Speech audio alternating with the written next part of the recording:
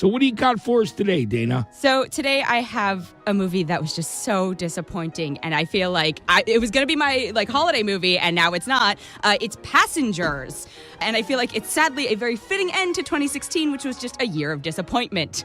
This movie just had so much potential. Yeah, it looks so good. It looks so good, and it's going to be really hard for me to talk about why I was so upset by this film without talking about a major plot point, but I'm going to try to because I don't want to spoil it in case somebody does just decide that they have to see this film.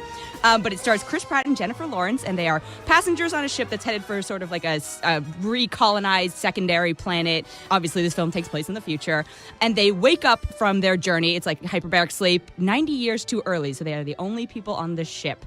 It also stars Michael Sheen, and he's a robot bartender who I think was probably my favorite part of the film. He's this great British actor. He's very it's just like the perfect what would happen if you cast a robot as a bartender and all these default responses. Visually, it was really cool. It actually kind of reminds me of WALL-E Come to Life, if anyone remembers the axiom where it's all just very nice, very perfectly arranged. That is where my compliments for this film end. All right, now let's get the real lowdown of how you want to hear it. So the chemistry between the leads is fine, but again, there's a reason I can't and I won't talk about why it went sour for me, but this film had so much potential, and I really hate when an original concept could have been great and went wrong. And after I got out of the film, I was talking through with my friend okay, well, here's 10 ways that this film could have been better. Here's 10 plot choices they could have made that would not make me feel almost repulsed by this film. I felt dirty after seeing this film and sick to my stomach on a degree. And what almost scares me is that there are going to be people who don't see the problem with this movie, and that's really scary to me about society in general. But it could have been so easily accomplished, and there were so many ways it could have been better, which is why, again, I just found it so disappointing. I think a lot of people are going to ignore me and see it anyway, and I just want to say you've been warned. So the whole idea is they wake up on this ship and they're not supposed to They're awake. not supposed to wake up, yes, and they're the only two. So it's okay, well, what would happen if you're the only two people? Oh, gee, how convenient. They're both gorgeous people.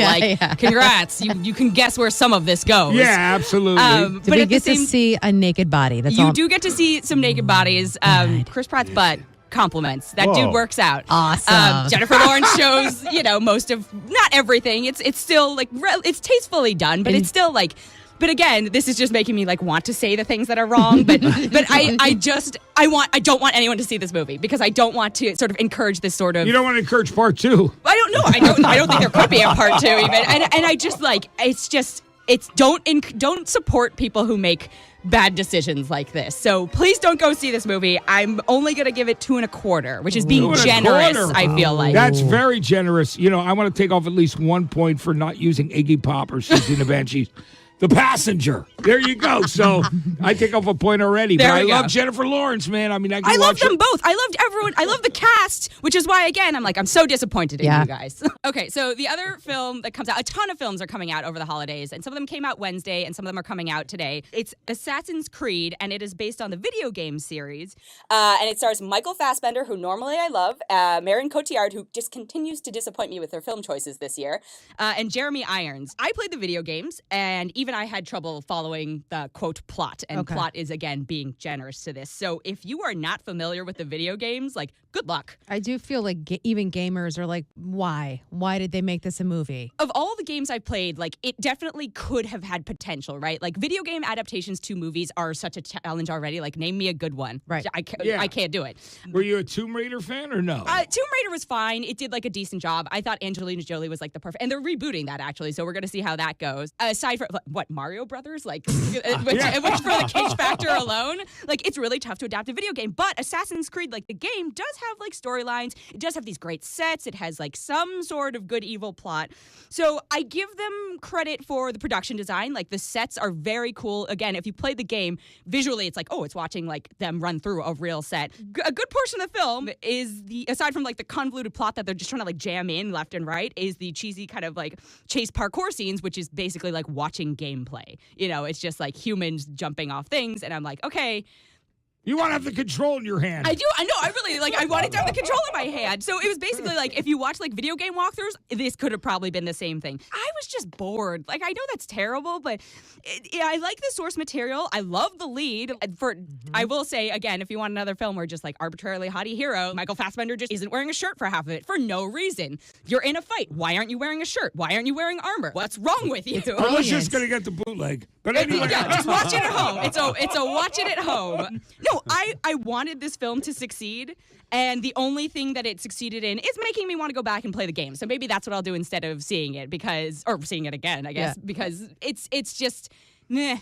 Jeremy Irons, I love, though, in so many things, but I guess he just got to take the role. I have to wonder why these, like, amazing actors all take these roles. I'm like, where in the translation from getting the script to actually making the film do these things go wrong? Because Jeremy Irons doesn't need to make this movie. No.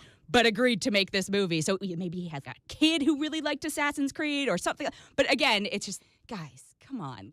We could have done better. And we didn't. So this one's going to be really low because I was so bored. Okay. I'm waiting for this because I've been wanting to hear one of these. Go ahead. What do you got? 1.9. 1.9. I am waiting. Oh, come on. Go play the video game instead. Instead of paying the $20 it takes to go see a movie nowadays, go buy an old version of Assassin's Creed and play that instead. You're going to get more hours out of it, and I think you'll have more fun. Absolutely. You can do it over and over. So, Dana, last but not least, what do you have for us for the holiday weekend? I have Sing from Illumination Entertainment. It's an animated film, and it's starring Matthew McConaughey, Reese Witherspoon, Seth MacFarlane, Scarlett Johansson, John C. Reilly, Taron Egerton, Jennifer Hudson, and Nick Kroll. So a lot of people, as you can imagine. It's cute. I gotta say, it's nothing original. The plot is like half lifted from those, hey, let's put on a show, Mickey Rooney, Judy Garland movie. Obviously, kids today probably not gonna be familiar with, but maybe parents or grandparents who take their kids and be like, I've seen this plot before. I've seen it 100 times before. The first act is pretty meh, and it doesn't actually gel with the rest of the story. It's kind of like American Idol or like Animal Idol, but it's just like watching a 30-minute episode of that and being like, what is happening here? And then the second act finally picks up and like decides to have a plot. The music is fine. It's very much about music, so that's cool. It's a lot of remixes, but there's one original song. There's lots of auto-tuning in it for some of this voice cast. Oh, we love that. Yeah, some of this voice cast, let's be honest, like not inherent singers, but then you get like your Jennifer Hudson and you're like, yeah, all right, you got some pipes. You got some amazing pipes.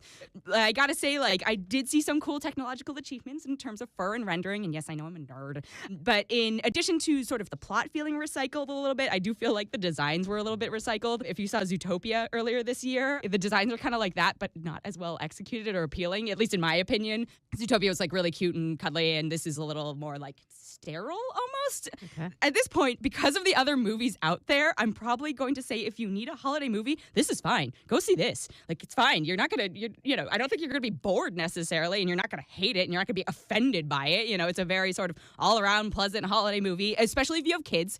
It's a good one to go see. Or if you're me, I'm just going to see Rogue One again because holiday offerings for this weekend were just so upsetting and disappointing. Aside from Sing, but as an adult, like it's got a one viewing thing max. Like you don't need to see that again. Yeah, Jennifer Lawrence though I do want to see. I mean, at least I'll fast forward to those parts once I get the.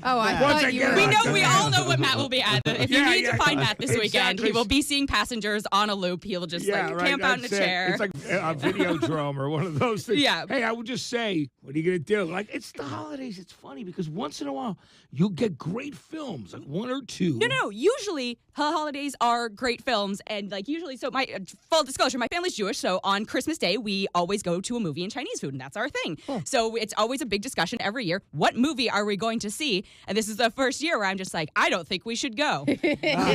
So what do you give this one? I give Sing 3. 3? Okay. But compared to what's come out recently, that's like a glowing review. That's a 4. That's a 4.5. That's a 4.5 in our eyes, right? Exactly. Yep. Hey, we are so happy to have you here, and we want you to have a great holiday weekend. Yes, thank you so much. Happy holidays, everyone. So good to have you. It's Dana, of course. It's a Mohawk Movie Review. Hanging out mornings here on KFOG. Once a week. We'll see you next week with Brian, Alicia, and Matt.